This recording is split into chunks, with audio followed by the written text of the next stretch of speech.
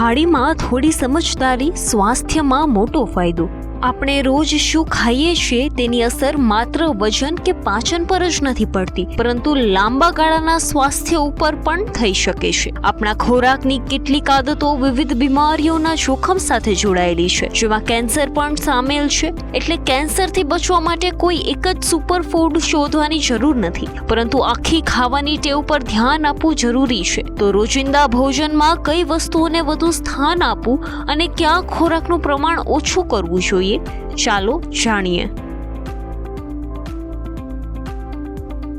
થાળીમાં શાકભાજી અને ફળોનું પ્રમાણ વધારે। સ્વાસ્થ્ય આહારની શરૂઆત ખૂબ જ સામાન્ય લાગતી વસ્તુઓથી થાય છે। ફળો, શાકભાજી, કઠોળ અને આખા અનાજ આવા ખોરાકમાંથી શરીરને ફાઇબર, વિટામિન, મિનરલ્સ અને અન્ય જરૂરી પોષક તત્વો મળી શકે છે। WHO પણ વિવિધ પ્રકારના ફળો અને શાકભાજી સાથે સંતુલિત આહાર લેવાની ભલામણ કરે છે। 10 વર્ષથી વધુ ઉંમરના લોકો માટે દરરોજ ઓછામાં ઓછા 400 ગ્રામ ફળો અને શાકભાજી લેવાનું લક્ષ્ય સૂચવવામાં આવ્યું છે। એટલે રોજની થાળીમાં માત્ર એક જ પ્રકારની શાકભાજી રાખવાના બદલે અલગ અલગ રંગ અને પ્રકારના શાકભાજી, ફળો, દાળ અને કઠોળનો સમાવેશ કરવો વધુ યોગ્ય બની શકે છે। પ્રોસેસ્ડ મીટથી સાવધાન રહેવું જરૂરી।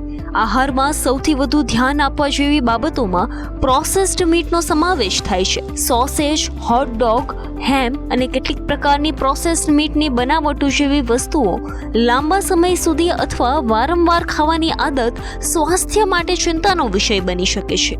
WHOની IARCએ પ્રોસેસ્ડ મીટને માનવોમાં કેન્સરકારક તરીકે વર્ગીકૃત કર્યું છે અને ખાસ કરીને મોટા આંતરડાના કેન્સર સાથે તેનો સંબંધ જોવા મળ્યો છે।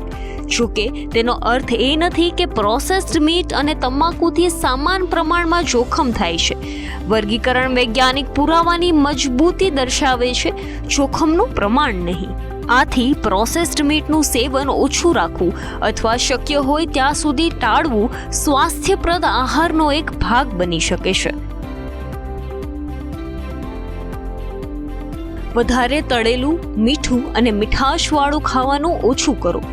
આજની જીવનશૈલીમાં પેકેટવાળા નાસ્તા, વધુ પડતી તળેલી વસ્તુઓ, મીઠા પીણા અને ખૂબ જ પ્રોસેસ કરેલો ખોરાક સરળતાથી ઉપલબ્ધ છે।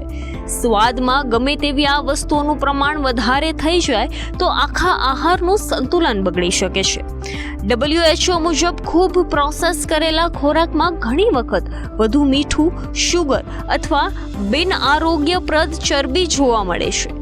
તેથી આવા ખોરાકને રોજિંદા આહારનો મુખ્ય ભાગ બનાવવાનો બદલે તેને પ્રમાણ મર્યાદિત રાખવું જોઈએ। ખાસ કરીને મીઠા પીણા અને વધુ કેલેરીવાળા ખોરાકનું સેવન ઓછું કરવું ઉપયોગી છે। અર્થાત ક્યારેક મનપસંદ વસ્તુ ખાવા કરતાં તેને રોજની ટેવ બનાવી દેવી વધુ ચિંતાજનક બાબત બની શકે છે।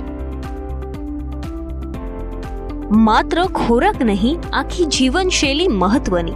કેન્સરનું જોખમ માત્ર એક ખાદ્ય પદાર્થથી નક્કી થતું નથી। શરીરનું વજન, શારીરિક પ્રવૃત્તિ, તમાકુ, દારૂ અને અન્ય જીવનશૈલીના પરિબળો પણ મહત્વની ભૂમિકા ભજવે છે। WHO મુજબ તમાકુ, દારૂ, અસ્વસ્થ આહાર અને શારીરિક નિષ્ક્રિયતા કેન્સરના જાણીતા જોખમકારકોમાં સામેલ છે। એટલે માત્ર ફળ ખાવાથી અથવા કોઈ એક વસ્તુને આહારમાં ઉમેરવાથી કેન્સરથી સંપૂર્ણપણે સુરક્ષા મળી જશે એવું માનવું યોગ્ય નથી। નિયમિત શારીરિક પ્રવૃત્તિ, યોગ્ય વજન જાળવવું, તમાકુથી દૂર રહેવું અને દારૂનું સેવન ટાળવું અથવા ઘટાડવું, આ બધું મળીને વધુ સ્વસ્થ જીવનશૈલી બનાવે છે। શું ખાવું, જેટલું જ કેટલું અને કેટલી વાર મહત્વનું। તો આખરે રોજના ભોજનમાં શું ફેરફાર કરી શકાય? સૌથી પહેલા ભોજનમાં વિવિધતા લાવો। શાકભાજી, ફળો, દાળ, કઠોળ, આખા અનાજ, સૂકા મેવા અને બીજ જેવા પોષક ખોરાકને સ્થાન આપો। બીજી તરફ પ્રોસેસ્ડ મીટ, ખૂબ મીઠું, વધારે શુગર, મીઠા પીણા અને ખૂબ પ્રોસેસ કરેલા ખોરાકનું પ્રમાણ ઓછું રાખો। અને સૌથી મહત્વની વાત, કોઈ એક ખોરાક કે ઘરગથ્થુ ઉપયોગને કેન્સરને બચવાની ગેરંટી તરીકે ન જોવો। આહાર કેન્સરના જોખમને અસર કરતું એક પરિબળ છે, પરંતુ કેન્સર અનેક કારણો સાથે જોડાયેલું જટિલ રોગ સમૂહ છે. સ્વાસ્થ્ય આહાર અને નિયમિત કસરત, તમાકુથી દૂર રહેવું અને યોગ્ય સમય તબીબી તપાસ પણ મહત્વપૂર્ણ છે. કેન્સરનું જોખમ ઘટાડવા માટે કોઈ એક જ ખોરાક પર આધાર રાખવાના બદલે સમગ્ર જીવનશૈલી પર ધ્યાન આપવું જરૂરી છે. કારણ કે સ્વસ્થ રહેવાની શરૂઆત ઘણી વખત કોઈ મોટી સારવારથી નહીં, પરંતુ રોજની થાળીમાં આપણે શું પસંદ કરીએ છીએ તેનાથી થાય છે.